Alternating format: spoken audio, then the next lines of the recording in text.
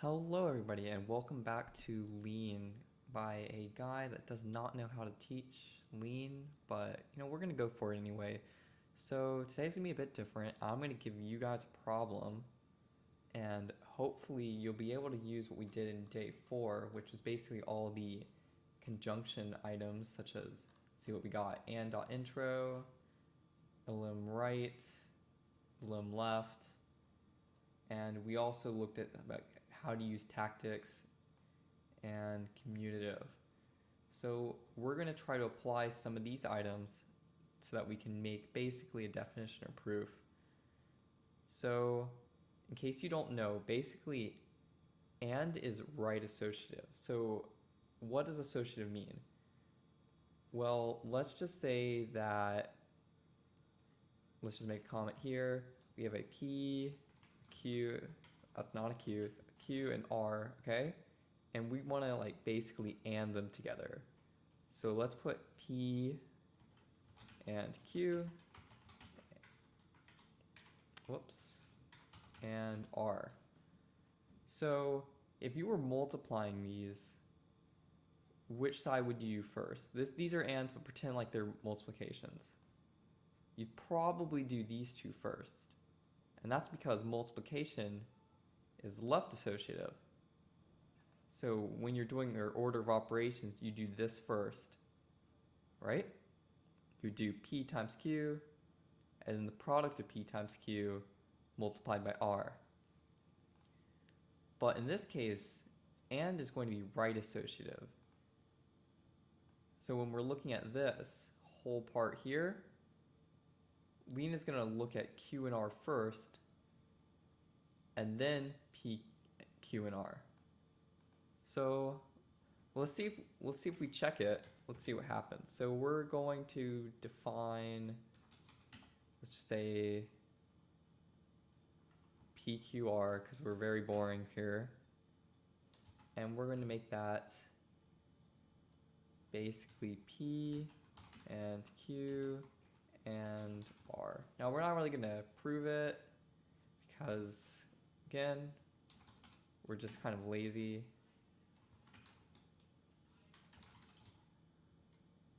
Make that a proposition. Oops. Let's not get that. Thank you. Doesn't really matter, my gosh, what propositions these are. Oh my gosh. And let's just make them what we had last time. Just various propositions that we know to be true. So we're going to have 0 equals 0, 1 equals 1, and 2 equals 2. And basically right now this uses sorry, but the idea is that when we're going to go ahead and check this,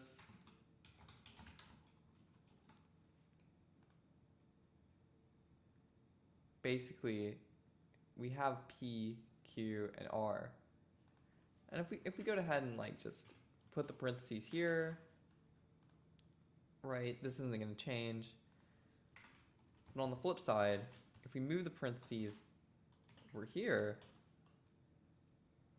now we do get parentheses. So again, why do we have the parentheses? Well, once again, and is right associative. So it wants to check this first, but when we put the parentheses around it, we're forcing it to check that side instead. Okay? All right. So here's what we're going to try to do. We're going to see if we can make something to prove that it doesn't matter which direction we go in.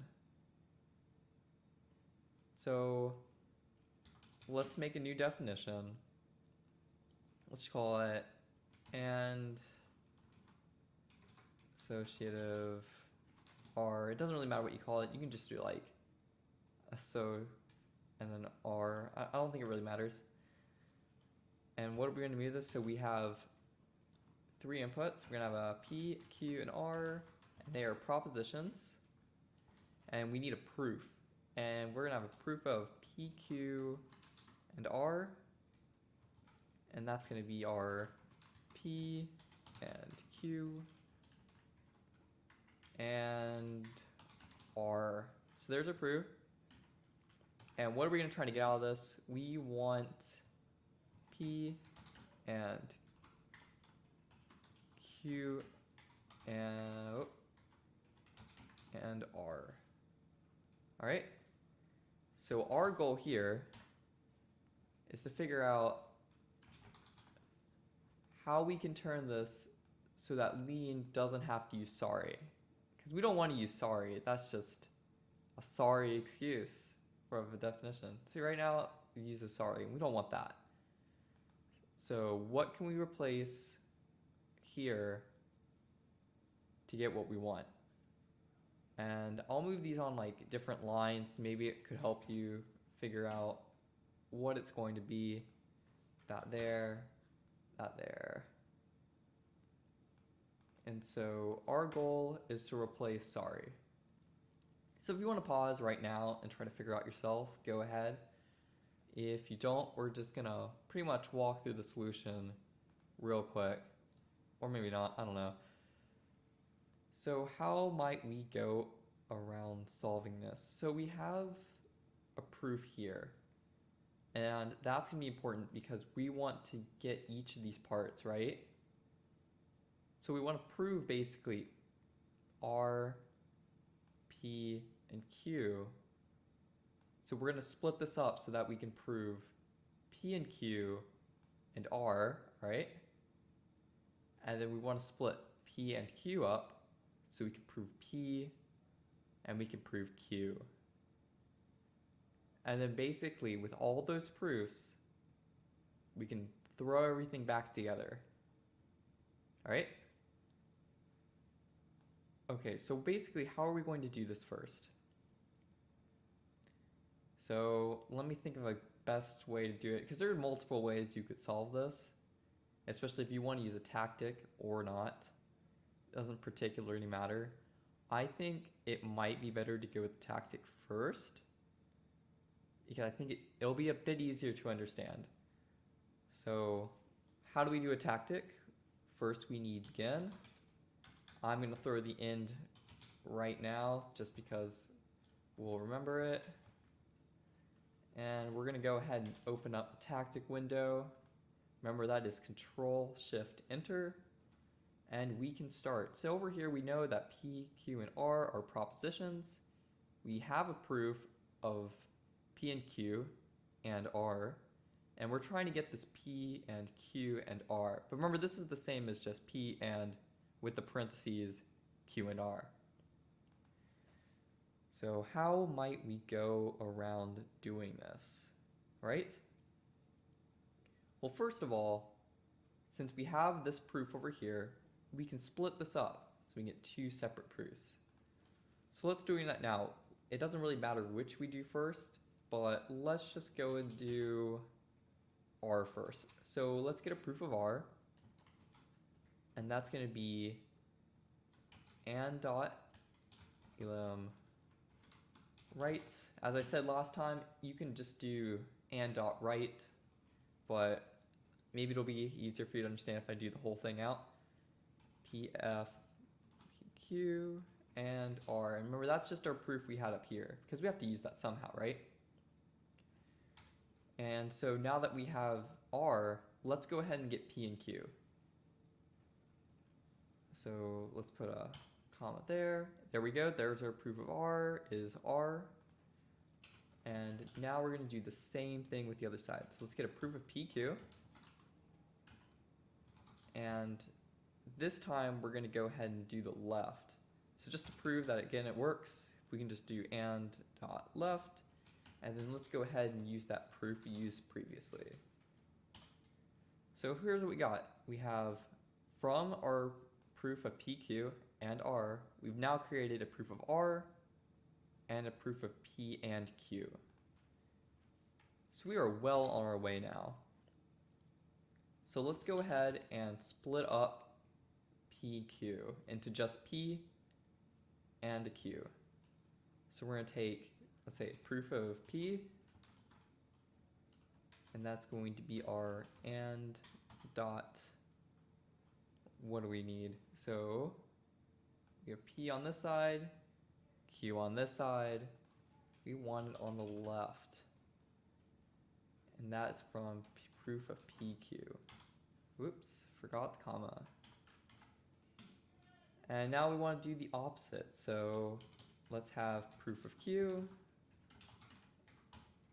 is on the right. So let's go ahead and use and dot right. And again, use our proof of PQ that we defined here. Right? So what do we got now? We have our R, we have our P, and we have our Q. So now what we can do is use our AND introduction right here, and we can start building this back up. All right? Cool. So what do we need? We're gonna need a proof of P and R. So let's go ahead and have proof of QR,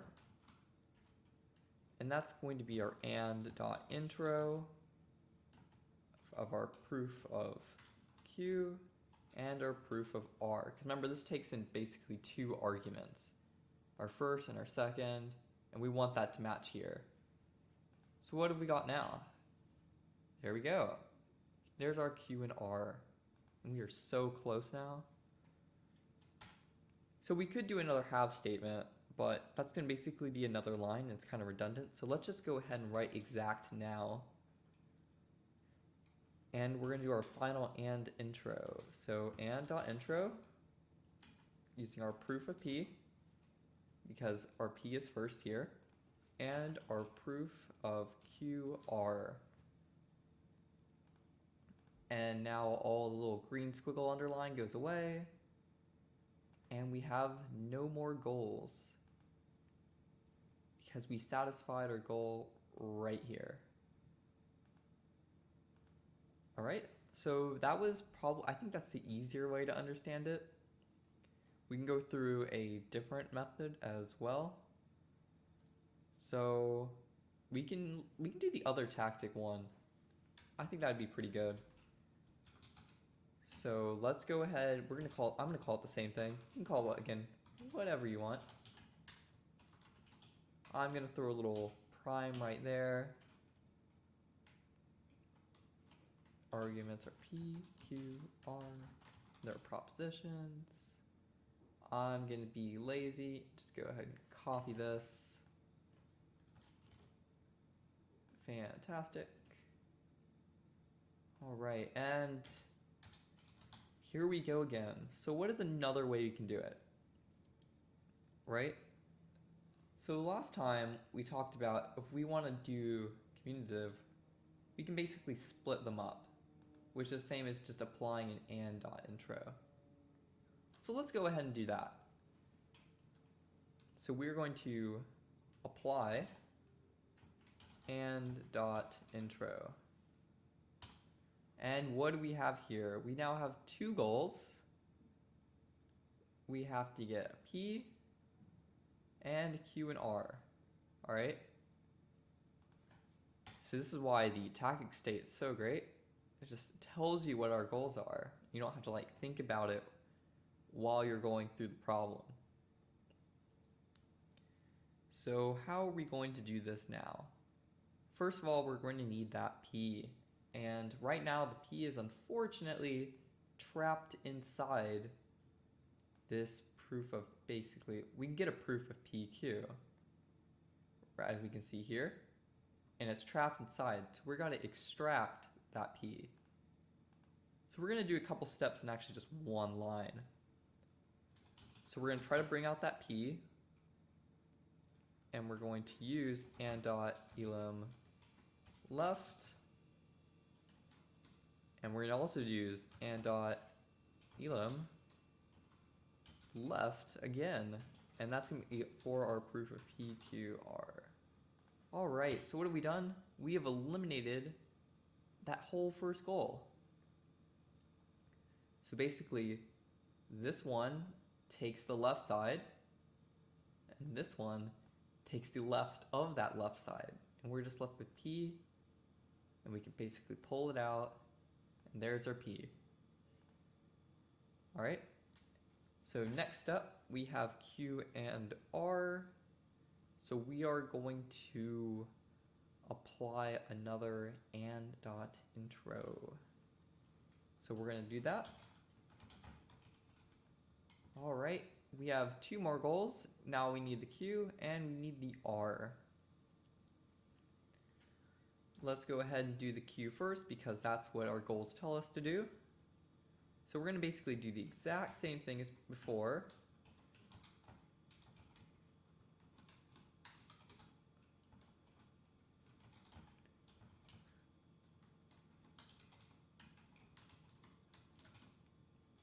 And we have our next goal solved. So what do we do this time? Same thing as before. First we take the left side, so this P and Q, but this time we want the right side because that's where that Q is. We've pulled it out from having a goal here, and now it's gone. Whoops, there we go. Now we just have R. But fortunately for us, R is super easy because it's not even stuck inside a parentheses. It's just there. So we can extract it with like less instructions. Actually, we don't even need the parentheses this time. So we're gonna eliminate the right. I mean, not, yeah, elim right. We're gonna get the right, sorry. And that's gonna be just our direct proof QR. And we are done. Good job, guys. So yes, this is another way you could do it. This is essentially this one, just it's a bit more condensed. This took what, 1, 2, 3, 4, 5, 6 lines. This one took 1, 2, 3, 4, 5. So you can do it either way. This one's more of an obvious, like we're gonna tear or proof down, build it back up. And this is more of a, we're gonna just divide into parts and basically prove each part individually. So either one's gonna work. Lean lumps you either way. But what if we just wanted to do essentially everything in one line? It's kind of a mess, but we can do it. And it's going to use basically the same way we did this one, where we break it down and build it up. It's just going to be all in one line this time. So I'm going to go ahead and copy this, paste it, add another prime, it's not to get double prime, and actually wait, we don't even want that this time.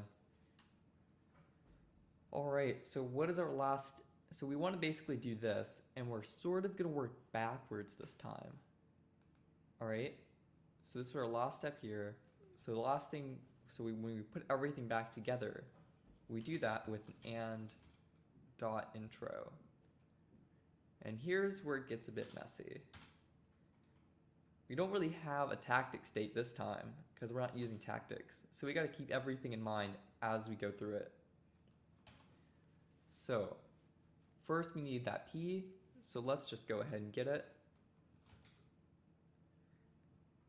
We're going to do and elim left and elim left proof of P, Q, and R. Alright, so that's the first thing we're going to do. Alright, it's basically the same thing we did before, and it's going to take out this and put it here. Just now it's not in the parentheses, right? Alright, so remember and.enter takes 2 arguments, so we need the other part. Now, what we're trying to get is Q and R. So we're gonna need another and.intro here. Alright? So yes, we need more items. So we're gonna need 1, 2, because remember this and.intro also takes 2 arguments. So the first one we're gonna do is Q, because that's what we need, and the second one is going to be for R. So we're gonna go ahead and dot elim right and dot elim left. And that's for our proof of PQR, right? And finally, and elim right, proof of PQR. Remember, this is super easy because it's basically just already out there. We don't have to break into this side. And so these are the three ways you could have solved basically this problem. It's our way of solving that doesn't really matter that it's right associative when they're all true, right? And that's kind of true just in basic logic. If you have, for example, like 3 booleans, so it's just like you have a boolean A, B, C, and you're just gonna AND them together. I think double ampersand is usually pretty common. If one of these is like untrue, the whole set isn't true anymore.